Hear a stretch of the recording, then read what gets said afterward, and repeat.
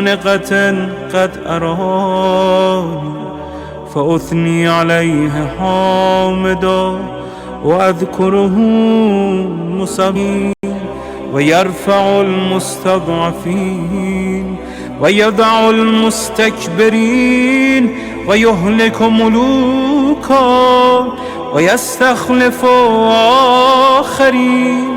والحمد لله قاصم الجبارين مبير الظالمين مدرك الهاربين نكال الظالمين صريخ المستصرخين موضع حاجات الطالبين معتمد المؤمنين. الحمد لله الذي من خشيته ترعد السماء وسكانها وترجف الأرض وعمارها وتموج البحار ومن يسبح في غمراته. الحمد لله الذي هدانا لهذا وما كنا لنهتدي لولا أن هدانا الله. الحمد لله الذي يخلق ولم يخلق ويرزق ولا يرزق ويطعم ولا يطعم ويميت الأحياء ويحيي الموتى وهو حي لا يموت بيده الخير وهو على كل شيء قدير. اللهم صل على محمد عبدك ورسولك وأمينك وصفيك وحبيبك وخيرتك من خلقك وحافظ سرك ومبلغ رسالاتك أفضل وأحسن وأجمل وأكمل وأزكى وأنمى وأطيب وأطهر وأسنى وأكثر ما صليت وباركت وترحمت وتحننت وسلمت على أحد من عبادك وأنبيائك ورسلك وصفتك وأهل الكرامة عليك من خلقك. اللهم وصل على علي أمير المؤمنين ووصي رسول رب العالمين عبدك ووليك وأخي رسولك وحجتك على خلقك وآيتك الكبرى والنبأ العظيم. وصل على الصديقة الطاهرة فاطمة الزهراء سيدة نساء العالمين. وصل على سبطي الرحمة وإمامي الهدى الحسن والحسين سيدي شباب أهل الجنة. وصل على أئمة المسلمين علي بن الحسين ومحمد بن علي وجعفر بن محمد وموسى بن جعفر وعلي بن موسى ومحمد بن علي وعلي بن محمد والحسن بن علي والخلف الهادي المهدي حججك على عبادك وأمنائك في بلادك صلاة كثيرة دائمة. اللهم وصل على ولي أمرك القائم المؤمل والعدل المنتظر وحفه بملائكتك المقربين، وأيده بروح القدس يا رب العالمين.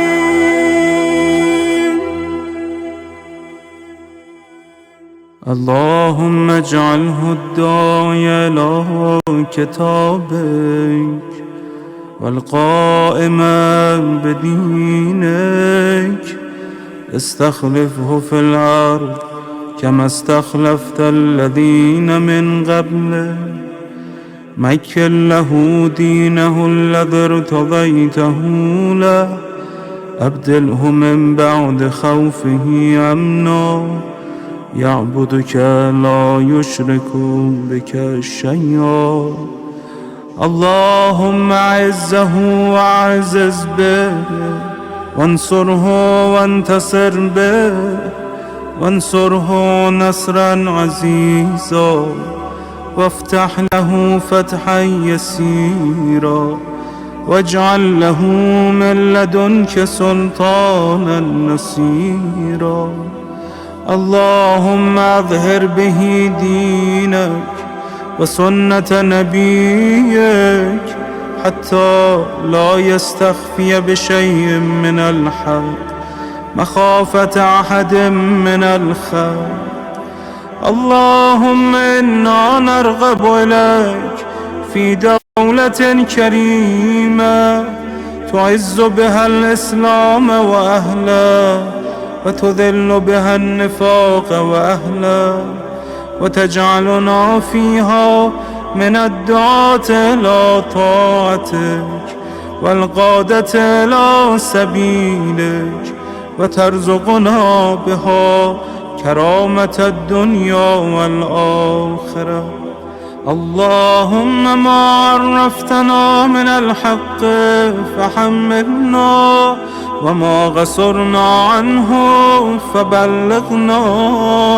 اللهم المم به شعثنا، واشعب به صدعنا، وارتق به فتقنا، وكثر به قلتنا، وأعزز به ذلتنا، وأغن به عائلنا، واقض به عن مغرمنا، واجبر به فقرنا، وسد به خلتنا، ويسر به عسرنا، وبيض به وجوهنا، وفك به أسرنا، وأنجح به طلبتنا، وأنجز به مواعيدنا، واستجب به دعوتنا، وأعطنا به سؤلنا، وبلغنا به من الدنيا والآخرة آمالنا، وأعطنا به فوق رغبتنا يا خير المسؤولين وأوسع المعطين. اشف به صدورنا، واذهب به غيظ قلوبنا، واهدنا به لما اختلف فيه من الحق بإذنك، إنك تهدي من تشاء إلى صراط مستقيم. وانصرنا به على عدوك وعدونا إله الحق. آمين. اللهم إنا نشكو إليك فقد نبينا صلواتك عليه وآله، وغيبة ولينا، وكثرة عدونا، وقلة عددنا، وشدة الفتن بنا، وتظاهر الزمان علينا.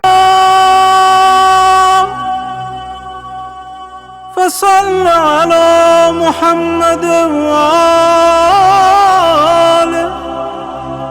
وعنا على ضونك بفتح منك تعجلون، وبضر تكشفون، ونصر تعزون، وسلطان حق تظهرون،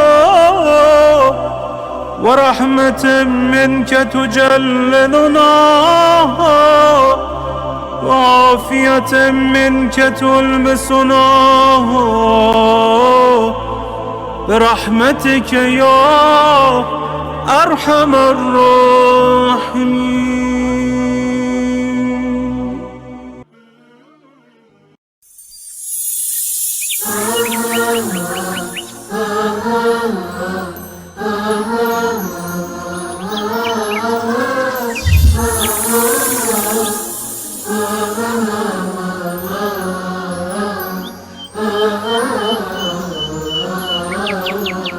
يا طيبة يا طيبة يا دوا العيانة، اشتقنا لك والهوى نادانا، والهوى نادانا.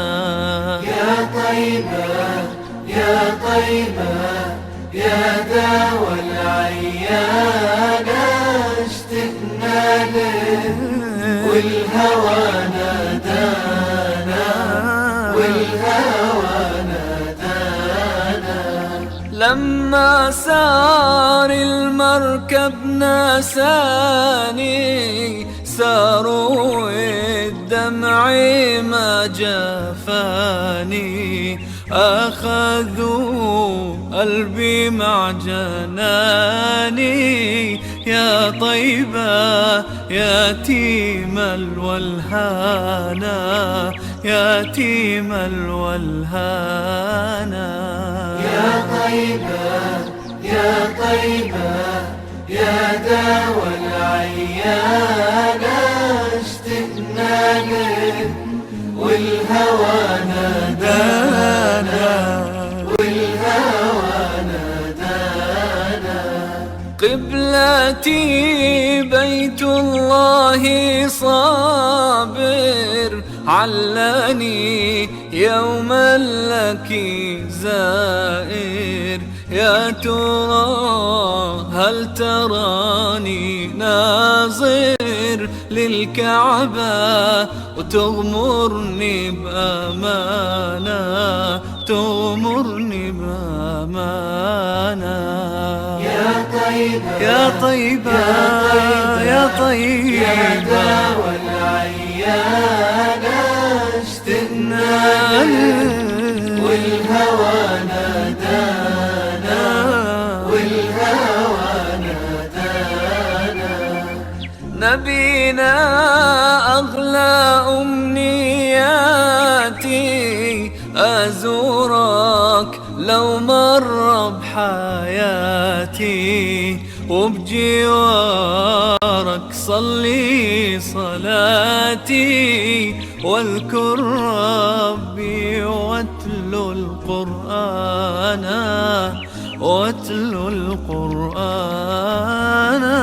يا طيبة يا طيبة يا دوا العيانة، اشتقنا لك والهوى نادانا، والهوى نادانا. بشراكي المدينة، بشراكي بقدوم الهادي، يا بشراكي فهل لي مأوى في حماك. أتمنى فالنور سبانا سبانا، نوركم سبانا. يا طيبة يا طيبة يا طيبة يا دوا العيانة، اشتقنا لك والهوى نادانا، والهوى نادانا.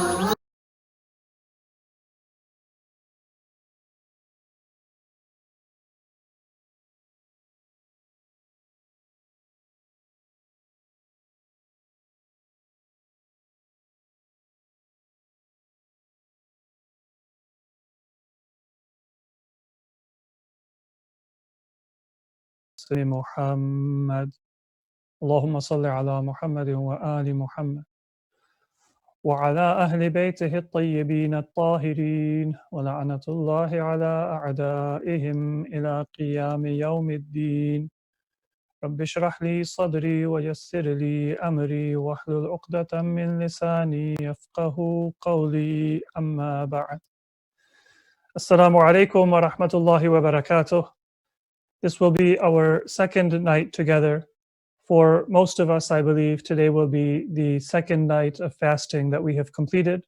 And for some, it might have been the third night of fasting.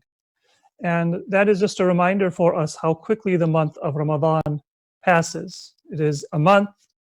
And when you tell somebody who is not a Muslim or who is not used to fasting that Muslims fast from dawn until nightfall every single day for a month, even in the summer months, then they might think that is an almost impossible task.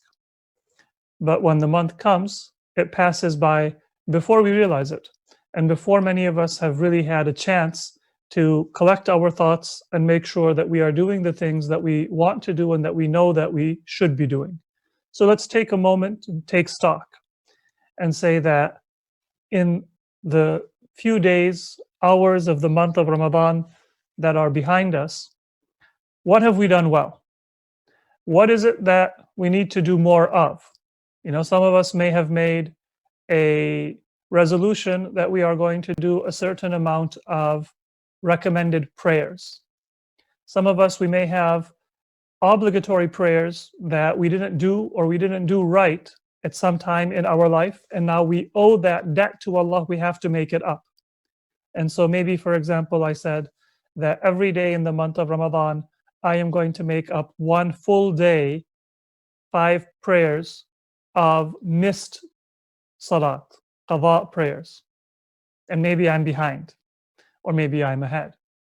Some of us may have made a resolution to read a juz of Quran so that we complete one recitation of the entire Quran in the month of Ramadan, or maybe more than that. And we should be checking in with ourselves to see, are we on schedule? And if possible, get a little bit ahead. So if you made the intention of reading one juz of Quran a day, try to get a little bit of ahead in the beginning, and one of two things will happen. If you get busy later on, then you have some cushion to fall back on. And if you're able to get ahead, then who knows, maybe you'll be able to raise your standard and say, I was originally planning on doing one juz a day, but I'm ahead and I can actually finish a juz and a half, or maybe 2 juz a day. So if you get ahead right now, it motivates you. You are, on a high note, and that means that you have a cushion if you need it, and you might also be more likely to up your game and do better in the coming days. So it's worthwhile for us to take stock. Inshallah, we will be able to benefit from that review early in the month. If we are a little bit off course, fix our course. And if we are on course, then stay on that path and improve our practice, inshallah. Allahumma salli ala Muhammadin wa ali Muhammad. Yesterday we talked a little bit about the meaning of dhulm and adl in the Quran. And I want to very quickly review what we said, and then I want to raise a very interesting point, a difference in the way dhulm and adl are used in the Quran. And I believe that difference is one of those eloquent and very subtle points of the Quranic usage that reminds us that the Quran is a book of divine revelation and not just a text in the Arabic language that can be compared to a human text. As we said, normally we think of justice and injustice as pertaining to our actions in the external world. Normally, I call somebody just if they are fair to other people, and I call them unjust if they are unfair to other people. That is the external definition. And in Islam, the focus is inward, not because the external world is unimportant, it is important, but because the source of the good that I do to others or the evil that I do to others, it lies within me. And the Quran wants us to look at that source, that origin, so that if we have a sickness, we treat it from the cause. And if we want to be good, then our goodness is not just superficial, but it is deeply rooted within our soul. And so dhulm in the Quran is not just to do with how we treat others, but how we treat ourselves, how we deal with our own soul. Do we give the right of our own existence and our own soul to it, or are we unfair with ourselves? And justice is the same way. Are we fair with ourselves? Now, this part was review. Here is the interesting thing that we find in the Quranic usage. In the Quranic usage, generally, dhulm is used to refer to those who are unfair to themselves. وَلَكِنْ كَانُوا أَنفُسَهُمْ يَظْلِمُونَ. The unbelievers were unjust to themselves. So for injustice to yourself is called dhulm in the Quran. But the opposite of dhulm, which is adl, is not generally used for justice to yourself in the Quran. It is used that way within our Islamic discourse. The example that I gave yesterday is that when we say that a person who is a witness in Islam, or a person who leads the prayer, Salatul Jama'ah in Islam, needs to be of upright character, we call that adil. So in Islam, the word adil is used for that inward justice. But in the Quran, adil is generally used for justice on the external level. For example, وَلَا يَجْرِمَنَّكُمْ شَنَآنُ قَوْمٍ عَلَىٰ أَنْ لَا تَعْدِلُوا. Don't let your hatred for a people lead you to being unfair to them. Let's say that, for example, somebody is prejudiced against Muslims and they speak ill of you and they act with bias and hatred and injustice towards you. That is shana'anu qawm, the hatred of a people, either their hatred for you or your hatred for them. And usually the two go together. Don't let that lead you ala an la ta'dilu, to be unfair to them. So the meaning of ta'dilu here is just in dealing with others. I'dilu huwa aqrabu lit-taqwa. Be fair, be just, that is closer to piety. And again, this is saying that you should be fair to others. So why is there a difference in that usage?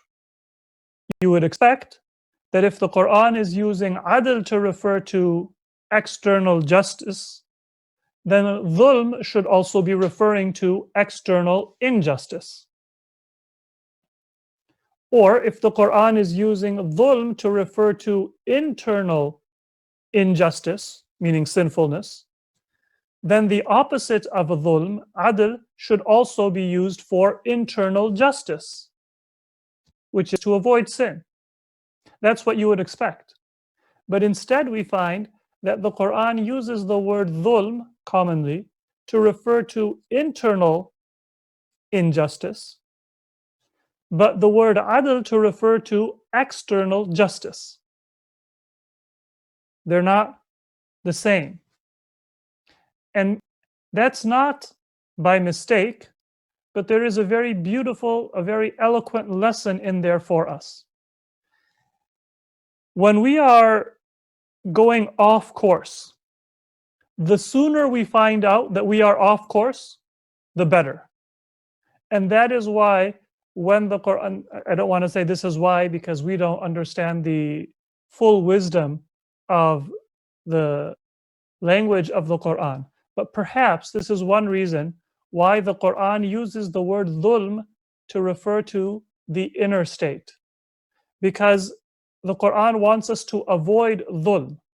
And so it indicates to us what is the origin, the first sign that you are going astray, that first symptom, that first sign that you are off the path. I'm sure all of you are very careful drivers and you've never fallen asleep at the wheel. I'm not going to say I ever have, but if you've noticed on the highway, they sometimes have grooves on the side of the road. And the reason for that is that before, God forbid, you cause an accident, before you go into a ditch or you run into oncoming traffic, you realize that you are leaving your lane, you're departing from your lane. And hopefully, if you've fallen asleep or you've dozed off, you quickly wake up and you can come back. For that to be effective, you need to find out as soon as you are off the path.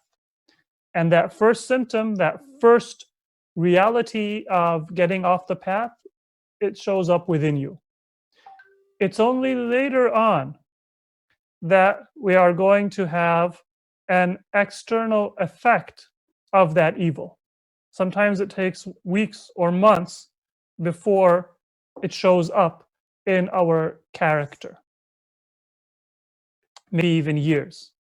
So very eloquently, the Quran focuses on the internal state. That if you are going off the path, let me tell you right away that you are going astray. Before you commit, theft, or you commit another sin in the external world, that inner loss of importance to the spiritual world is what is important. On the other hand, when it comes to adl, the same reality is there. To be good, to be upright, starts from within. But the Quran, it talks about the external. And why is that? When it comes to evil, the sooner you find out that you are going astray, the better, because then you can correct your course. But when it comes to good, you don't want to just focus on the beginning of the path, the source. The more you know the details of the path, the effect of the path, the better you will be able to follow that path. So once again, let me take that driving example. When you're driving, you don't want to just look at the car in front of you. Sometimes, you guys are in Southern California, right? You guys generally don't have a traffic problem there. But, in some places, we have heavy traffic. And what happens when you have heavy traffic is that you get tempted to just look at the car in front of you and tailgate and not be aware of what's going on in that stretch of road ahead of you. And, there might be a slowdown and you don't realize it until the car in front of you slams on their brakes, and then it becomes very dangerous for you. What do you need to do? You need to look further off into the horizon. That is going to make you a safer driver, a better driver, a more aware driver. And so when you have your sight off into the horizon, and of course you do need to look at the car in front of you as well, but the further you can see in the horizon, the more you can prepare. And you can be proactive, you can be a defensive and a safe driver, because you're not just looking at what's going to happen right in front of your nose. So when it comes to the good, the Quran, of course, the origin is from within. But it tells you that you want to show that adl in the external world. And that brings us to not just the source, but the effect. And the way that justice and upright character and piety should show itself in our actual lives. I need to do what is just in my life when I'm talking to you, when I'm buying and selling from you when I'm in a relationship with my community, with my family, with non-Muslims, with my friends, with my enemies, and so on. And so the focus on the inner part for dhulm keeps us from going far astray. The focus on the external part for adl, it reminds us of that far horizon and how much there is for us to be inspired by in the teachings of Islam, in the character of Muhammad wa ali Muhammad alayhi salatu wassalam, so that we achieve the greatest level, the highest degree of justice and uprightness in our character. I hope that that is something that I have been able to convey. And even the word that is chosen in the Quran indicates this. So dhulm refers to darkness.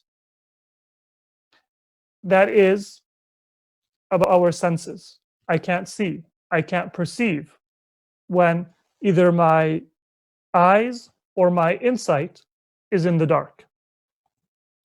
And adl or ta'adul refers to a balance, an equilibrium. And that is something that exists in the external world. So in summary, Allah has given us a high standard. Let us move now to look at a few of the ahadith. And I will be centering on the ahadith that are narrated by Shaykh Al-Hurr Al-Amili in Wasa'id al-Shi'a. In this book, there is a chapter on jihad, and then the greater detail is jihadun nafs, the struggle against our own low desires.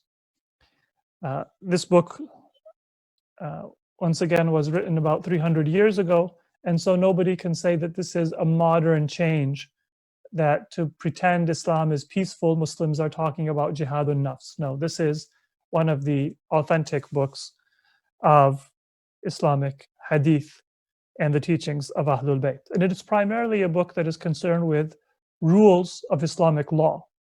Purification of our soul is part of our law. It's part of our practice of Islam. The first hadith is a well-known hadith. It's narrated by Sunni and Shia. Now, from a purely hadith perspective, some Sunnis have questioned the reliability of the hadith because they don't have it in their most authentic sources. But it was narrated by Ghazali, and especially in the Sunni community, people who are of the Sufi persuasion, they often quote this hadith and they consider its meaning to be accurate. From the Shia perspective, we have this hadith narrated from Ahlul Bayt alayhimus salatu wassalam with reliable chains and with multiple chains of narration. And this is that the Prophet sent a military expedition. When they got back, with all the difficulty, he said that what you have done now is the small jihad, al-jihad al-asghar, and what remains for you is the larger jihad, al-jihad al-akbar. Right? So the struggle against your own low desires is the major struggle. Now let's move on to the new ahadith in this topic. There is a very beautiful example given from Imam Ja'far as-Sadiq alayhi salatu wassalam about how it is that you can treat your soul and cure the sickness of your soul. And like many other ahadith, we'll find that there is a parallel drawn between your physical body and your spirit, because those two are not completely separate from each other. Our spirit, our soul, operates through our body. So I need my eyes to see. If I didn't have eyes, or if my eyes were damaged, I might not be able to see. But although I need my eyes, it's not my eyes that are seeing. Although I need my ears to hear, it's not my ears that are hearing. It is I, the soul, that through the body is able to perceive things that it sees and that it hears. And then that soul combines those different perceptions and achieves knowledge of those things that it did not know before. So the soul is in charge of the body, but it depends on the body. So the soul and the body are not separate. And that is why when we want to understand spiritual realities, it often helps for us to draw an example from our physical body. That's why, for example, in the Quran, when the Quran says, فَلْيَنْظُرِ الْإِنسَانُ إِلَىٰ طَعَامِهِ, let a person look at their food. That is a literal statement. You should be aware of what you're eating. If you eat unhealthy food, eventually your body is going to rebel against it. You might get a stomach ache, you might get indigestion, you might, have low energy, you might have other health problems. Your body will object and it will show the harm of an unhealthy physical diet. A person came to the Imam and said, what is the meaning of this verse? And the Imam said that the greatest ta'wil, or the highest meaning of this verse, is to look at your ilm. Where are you getting your ilm and your knowledge? Some of us, when we're hungry, we just grab the first thing that comes to our eyes, or the first thing that we have an impulse for: chips, soft drinks, empty calories, those types of junk food. And others of us, we are more careful about what we put into our bodies, and that benefits us. Knowledge is the same way. When you're bored, when you want to know something, do you care about getting an authentic source from somebody who is knowledgeable, from somebody who is pious, from somebody who knows what they're talking about and is concerned with being right and being answerable to Allah, or not? Or when we want to get knowledge, do I go for what is interesting to me? Do I go for what is most captivating? If my knowledge is something that I get based on impulse, based on interest, but not based on authenticity, then it's like I'm putting junk food in my body. But this time it's junk food for the soul. And just like my body gets sick when it's not eating well, my soul will get sick when it is not eating well. Many people, they are like that. They want, a fun and interesting and an innovative religious message. And if you say that, well, we're going to have a lecture on Quran, they'll say, that's kind of boring. I'm not going to wake up on Saturday morning to attend a tafsir class. It's not really interesting. Now, it is important for us to try to be interesting in our religious programs, try to contemplate new questions, and make our discussions, our programs as interesting as possible. But our goal is not to entertain. Our goal is to better ourselves, to give healthy food to the soul. And so if I am attracted to what is flashy, but not willing to be patient with what is genuine and what is authentic, that means that I am used to junk food for the soul. فَلْيَنْظُرِ الْإِنسَانُ إِلَىٰ طَعَامِهِ is giving us two messages in the Quran. Be aware of what you eat for your physical body, and عِلْمُهُ عَمَّنْ يَأْخُذُهُ. Be aware of what you eat for your spiritual body. Make sure that you're getting your knowledge from a healthy source, not the McDonald's of spirituality, But, and I don't want to quote a restaurant because I don't know what is a restaurant that has healthy food, home cooked food that is actually wholesome and that is good for you.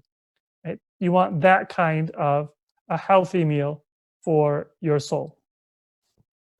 So here in this hadith, Imam Ja'far as-Sadiq alayhi salatu wassalam, he says that you are a physician. Just like you need a physician for your body when you are sick, you need a physician for your soul. But that physician is you. You are in charge of looking for the cure of your soul. And the reason for that is that Allah has given all of us a conscience. And the most important guide to our spiritual well being is our conscience. We have to unchain our conscience and listen to it. And our conscience, if it is honored by us, if it is listened to by us, if the conscience is honored and listened to, the conscience will guide us to the Prophet. It will guide us to Islam. It will guide us to the other sources of education and guidance that we need to achieve salvation. So, unlike our physical health, we don't need a specialist.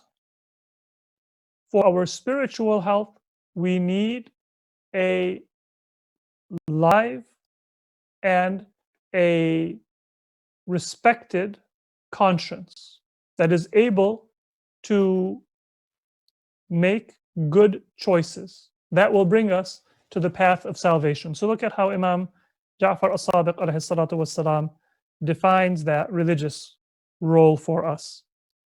The Imam said, إِنَّكَ قَدْ جُعِلْتَ طَبِيبَ نَفْسِكَ. You have been made your own physician. You are a doctor. And you are a physician who is going to treat yourself. Now, there might be certain kinds of complex religious questions where I need an expert. Even an alim who has studied religion, they may need to refer to somebody who has more experience and more knowledge to answer a specialized question. That is always true. But in general, for our spiritual well-being, we know what is right. The problem we have is not that we don't know what is right. The problem is that we're not willing to learn. We're not willing to follow our conscience. So, إِنَّكَ قَدْ جُعِلْتَ طَبِيبَ نَفْسِكَ. You have been made your own physician. You're your own doctor. وَبُيِّنَ لَكَ الدَّاء. The sickness has been given to you. You've already been told what are the symptoms of our spiritual sicknesses. What are the risk factors? We know this. وَعَرَفْتَ or عُرِفْتَ آيَةَ الصِّحَّةِ. You know what is the sign of health. أَلَا بِذِكْرِ اللَّهِ تَطْمَئِنُّ الْقُلُوبِ. You have tranquility in your heart. You are at peace. You are content. You understand what is the sign of health. It's not physical health, it is spiritual contentment and serenity. وَدُلِلْتَ عَلَى الدَّوَاءِ. And you've also been told what is the medicine. You don't need a secret potion. You certainly don't need to listen to President Trump and his ignorant musings about how to cure yourself of a virus. You've been told what is the cure for that spiritual virus. So the Imam is saying that you have the resources that you need. What is the illness? You've been told. What is the sign of health? You've been told. What is the medicine? You've been told. Don't think that you need to find some secret sheikh somewhere who's going to give you a special dua or a special code of practice, and that's going to make you move mountains and make you spiritual. The Imam is saying that you've been given all the information that you need. What's important, فَانْظُرْ كَيْفَ قِيَامُكَ عَلَى نَفْسِكَ. Now look and see how good a doctor are you for yourself. Do you care about your soul? Are you trying to make yourself better? If so, you have the resources that you need. And this ties into the ayah that we spoke about yesterday. وَالَّذِينَ جَاهَدُوا فِينَا لَنَهْدِيَنَّهُمْ سُبُلَنَا. If we struggle in the way of Allah, then Allah will guide us to His ways. That is the guarantee and the obligation that Allah has put upon His own shoulders. He will tell us what is the next step. We simply need to فَانْظُرْ كَيْفَ قِيَامُكَ عَلَى نَفْسِكَ. Take a look and see, do you care? Are you going to treat yourself, or are you going to let your soul wither and perish? Let's take a look at another hadith. This hadith is also from Imam Ja'far as-Sadiq alayhi salatu wassalam, and it tells us a little bit about how we should treat the different parts of our existence, the different parts of our being. The Imam says, اجعل قلبك قرينا برا. Your heart, and heart in the ahadith, it refers to what we today call the heart and the mind. So the mind is what we think with, and the heart is what we feel with, our emotions. But even in English, we sometimes combine the two. So, I might say, I feel like this book is bigger than that book. That's not an emotion, it's a thought, right? Measurement is a thought. But we don't always say, I think this is the case. We sometimes say, I feel this is the case. Because those two faculties of our mind, they are very closely related. So qalb in Islam is the seat of our emotion and our thinking, our mind and our heart. The qalb is something qarinan barra. Consider it to be your companion. That's something that is going to be there for you to bring you to salvation. Make it a good companion. So treat your heart gently. Treat it in a way that is respectful. Honor it so that it will be a good companion for you. Sometimes we insult ourselves, we talk ourselves down, we make our own heart, our own mind unhealthy, insecure, on edge. The Imam says, treat your heart like qarinan barra, a good, noble, righteous companion. Wa waladan wasila. This is maybe even more evocative. Treat your heart like a noble and a respectful child, a child who is nice to you. They're going to give back to you. So treat your mind and your heart with grace, with love, with gentleness, so that like a child, like a friend or a companion, it can be of benefit to you. وَاجْعَلْ عِلْمَكَ وَالِدًا تَتَّبِعُهُ. Make your knowledge a parent, a father figure that you follow. A lot of times we know things, but we ignore them. Of course, a lot of people ignore their parents too. And so that's not just a problem of our knowledge, it's a problem of our actual family relationship as well.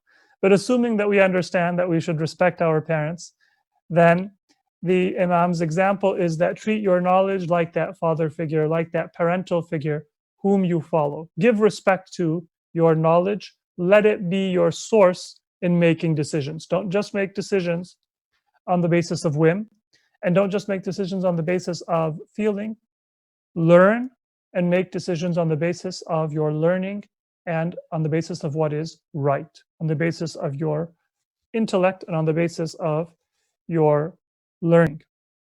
وَاجْعَلْ نَفْسَكَ عَدُوًّا تُجَاهِدُهُ. And then make yourself, the self here is the ego, your passions, your impulses, make that to be your enemy that you struggle against, jihad. So you have a heart, your mind and your emotions, you have to be gentle because you want that to be your friend. You want that to be your child that is going to to be kind to you. وَلَنْ وَاصِلًا. Your knowledge is your guide. Your ego and your passions and your impulses, your low desires, they are an enemy. وَاجْعَلْ مَالَكَ عَارِيَةً تَرُدُّهَا. And consider your possessions to be something that you have borrowed and that you are going to have to give back. It's an ariya, meaning it is a temporary loan. You're going to have to give it back. So don't treat your possessions as if you own them. Don't say it's mine. When I think that what belongs to me is only on loan and it's not really mine, it's easy for me to give in the way of Allah. Right? If I have a day off and a friend wants me to help them with something, or the masjid needs me to volunteer for a project, if I think this is my day, then it's really hard for me to motivate myself to sacrifice that day. But if I think that I've been given a life and it's on loan, and at any time Allah might say, I want you to give back that time to me. I want you to give back that life to me. I want you to give back that property or that money to me. Then we'll say, well, it belongs to you. If you're calling on me to use it in this way, it's your property. It's not my property. Psychologically, it's a lot easier for us. So once again, as the Imam says, your heart is your friend and a child. Treat it with kindness so that it can be a good companion. You want to bring your heart in line. This is perhaps related to a hadith of our Prophet Muhammad sallallahu alaihi wasallam, where he said to Imam Ali that when you're doing ibadah, do it in a way that makes you want to do more. Don't sit there and force yourself that, no, I'm going to have to sit here for an hour even if you're distracted, because then you're going to start to hate worship. And long term, that's going to be to your detriment. So make your heart, your mind, train it, create an environment, be with friends who are good, so that your emotions, your thinking is also healthy, so that it can be a good friend for you. Be gentle and kind with your heart. Make your knowledge something that you actually give importance to and you follow. Make your ego something that you fight. Generally, we do the opposite. We ignore our knowledge and we follow our ego. And then all of your possessions, realize that they are not yours. Treat them as the property of Allah, and be ready at any time to return them to Allah subhanahu wa ta'ala. All right, we will stop there, inshallah, with that look at jihadun nafs. Inshallah, we will continue over the coming days. And I believe now we have some time for questions. Allahumma salli ala Muhammadin wa ali Muhammad. There are a number of questions that have come. So let's take a look. Now, I'm going to be selecting the questions that I think are of the most general interest and that are the most related to the topic that we discussed. That doesn't mean that we won't try to get to the other questions. So if your question doesn't get answered first, or your question is one that is not answered in depth, please don't get upset. But we'll try to get to as many questions as possible, starting with those which are the most closely related and the most general questions. The top question is it better to only recite Quran during the month of Ramadan, or contemplate on the meanings of a shorter portion of the Quran, if we have to take the roots? Generally speaking, when there is a question, is it better to do this or is it better to do that? The default answer and the first answer is, if they're both good things, do them both. There's very few times in our life when we have to choose Salat or Quran, Dua or Quran. We do have a hadith, for example, that if you have to choose one, then Dua is best and sometimes even better than recitation of Quran, because مَا يَعْبَأُ بِكُمْ رَبُّكُمْ لَوْلَا دُعَاؤُكُمْ. Allah wouldn't even give any importance to you unless there were dua and prayer. So we do have some ahadith that do indicate a relative priority among different acts of worship. But generally speaking, we can do both. And this hadith that I just quoted, it doesn't mean that I should say dua is better than Quran, so I should do dua and I can skip Quran.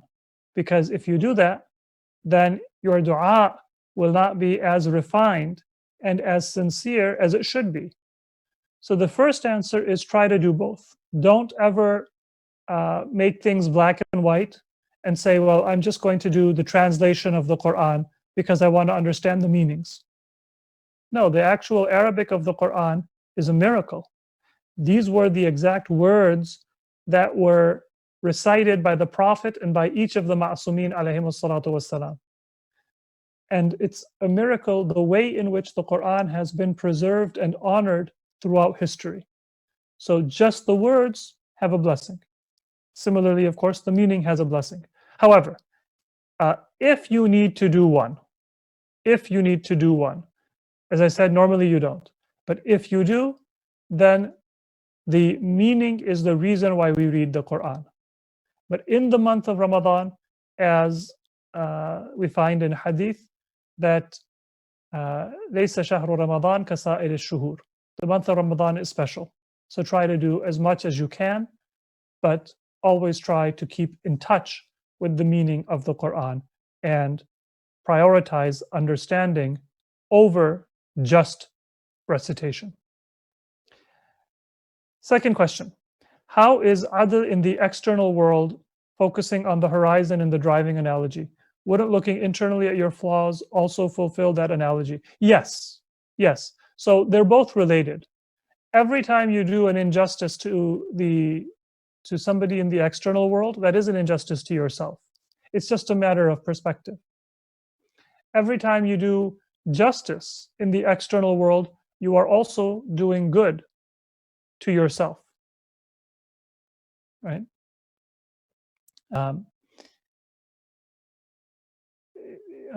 Your kindness or your evil is only going to benefit or harm your own self.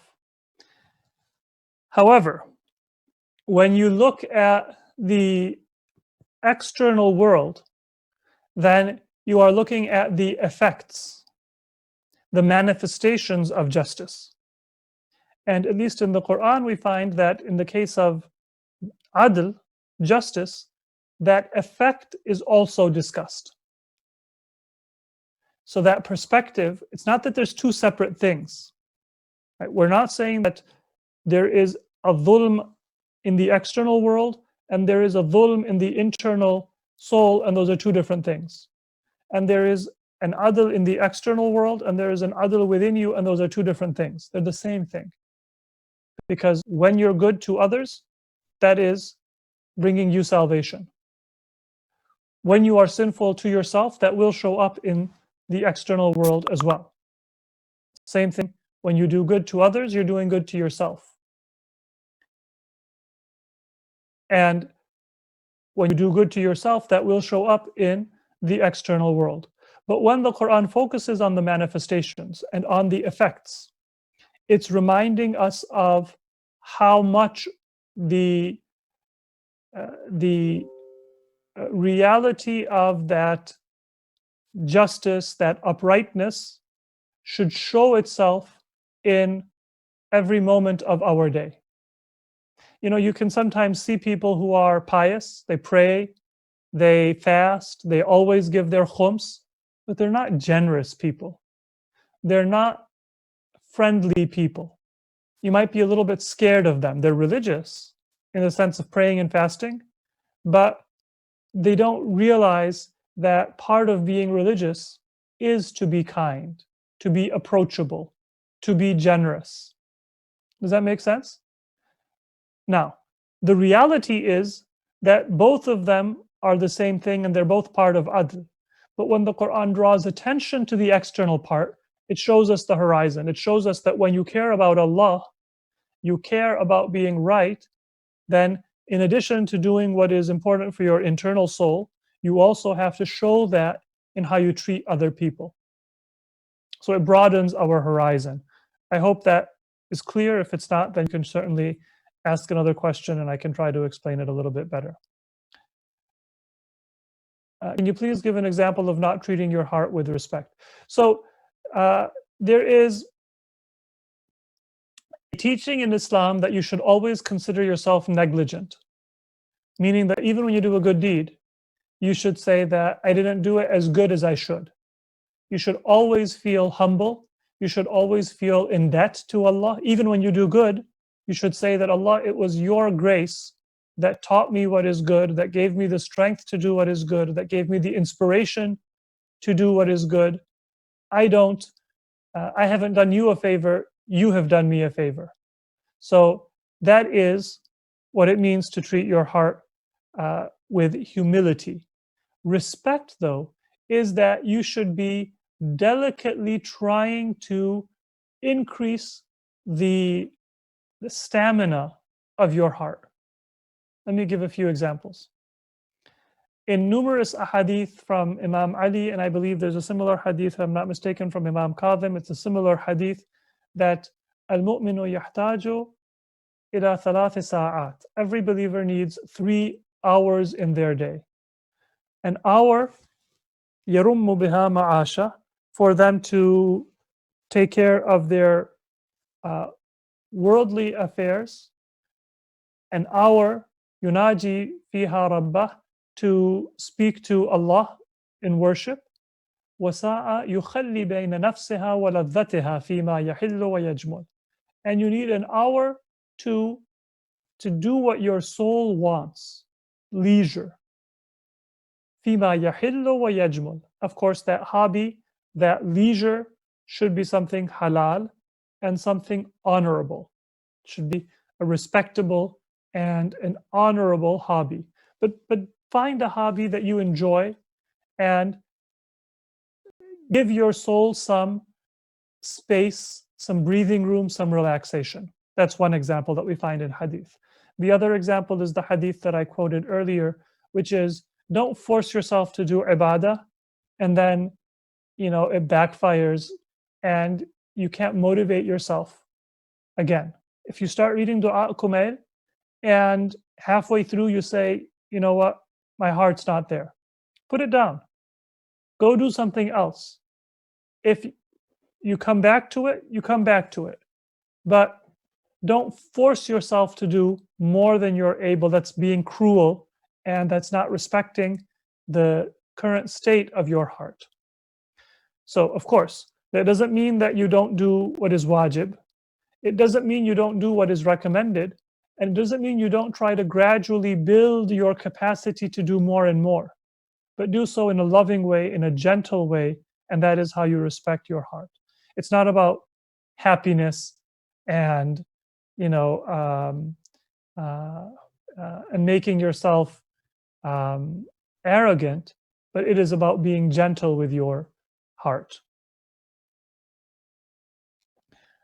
Some people believe in separation of religion and politics. Was Imam Ali in favor of this? No, Imam Ali could never be in favor of this, but not because religion and politics are to be mixed. Islam is not really a religion. Right? Religion, by the very name, implies that it is something individual and something that is a compartment of our life. Deen means that we are oriented towards God. We are oriented towards truth. We submit to what is right. If you believe 2 + 2 is 2, 2 + 2 is 4, hopefully you don't believe 2 + 2 is 2. If you believe 2 + 2 is 4, that's deen, because that is true. If you believe in gravity, that is deen, because God created gravity. Shaitan didn't create gravity. That is a law of God, and it operates according to the will of God. That's why Imam Ja'far al-Sadiq alayhi salam in a hadith says that The beginning of shirk and kufr and unbelief is for you to see a pebble and call it the pit of a date. The date fruit, it has a pit. It's very similar in size and shape to a pebble. But if you call a pebble the pit of a date, or the pit of a date a pebble, that is unbelief. Why? Because you're denying truth. It's not a big deal. Normally we consider them both to be junk. We throw them into the trash can without realizing it if we see a pebble in the house or we see a date pit in the house. But if something is wrong and you consider it to be right, that is the border of unbelief. So if religion is truth, how can religion be separate from politics? Not because we have a state religion and we impose our beliefs on everybody, no. But because in politics you have to do what is right. You have to do what is fair. That's what Islam is, to submit to what is right. That's what deen is, to orient yourself to the will of God. So that's why the question is a little dangerous, because when we say religion and politics, we're implying that those are two valid categories. When in Islam, all we have is truth and submitting to the truth. And submitting to the truth means doing what is right. Believing in math, believing in gravity, believing in the obligation to fast. All of those are equally part of deen.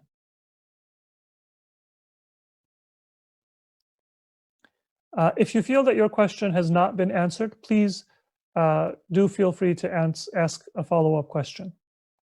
How did Imam Ali oppose the idea of conquering lands at the time? Imam Ali, he didn't actively oppose it. We do actually have a hadith that he gave the second caliph advice on how to successfully carry out a military campaign, and he saved the caliph from making a very bad decision that might have led to the defeat of the Muslim armies. So it's not that the Imam opposed the Muslim lands, the policy of conquest. The Imam had a different focus. The focus of the Imam was on justice, not on conquest. And the evidence we see is that during the time of the Imam's caliphate, for between 4 and 5 years, under 5 years, people told him, why don't you compromise on principle? Don't make a big deal about Muawiyah. Make your government strong. People gave the Imam advice to kind of do a little bit of what the previous governments would do, and you would conquer new territory and money would come in, and then you can solve problems. And the Imam said, no, my priority is justice. I'm not going to compromise with Muawiyah because Muawiyah is evil. So what Imam Ali opposed is the focus on conquest, on politics, over morality and spirituality. Of course, for the Muslim society to be safe, the Muslim army also needed to be protected. The Muslim army needed to be protected from some of the disastrous decisions that the government was about to take. And so the Imam did give advice to those governments. But he didn't focus on the conquests. He focused on building a healthy Islamic society. So the difference was a difference of focus and priority. For the Imam, politics was a means to serve religion. And for the opponents of the Imam, religion was a means to serve political ends. I believe that we are now out of time. I hope that the questions that we did get a chance to look at were answered sufficiently. If not, please do feel free to ask a follow-up. And we will meet again tomorrow. Wassalamu alaikum wa rahmatullahi wa barakatuh.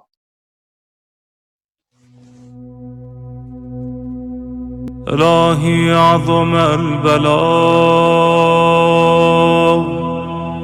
وبرح الخفاء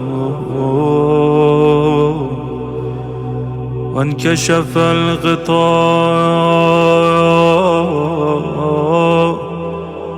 وانقطع الرجاء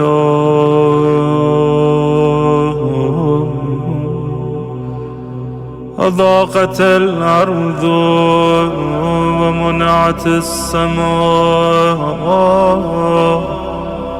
وأنت المستعان وإليك المشتكى وعليك المعول في الشدة والرخاء.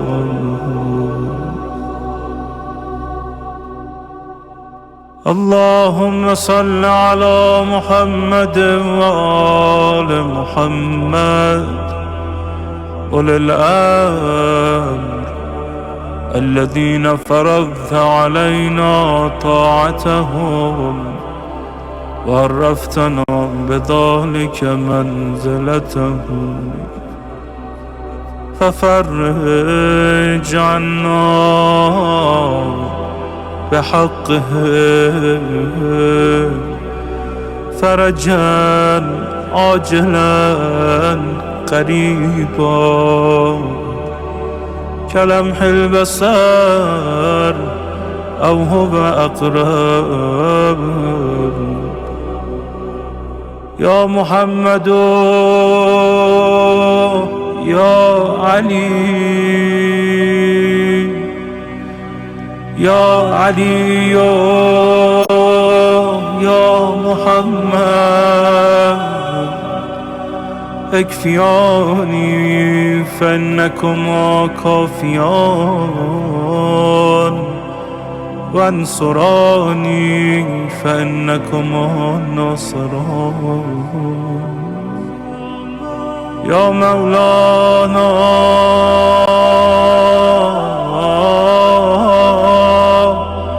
يا صاحب الزمان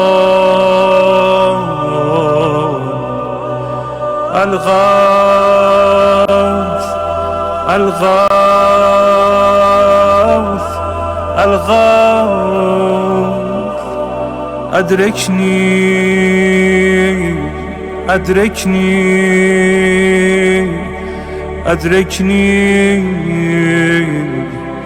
الساعة الساعة الساعة العجاب العجاب العجاب. يا أرحم الراحمين بحق محمد وآله الطاهرين.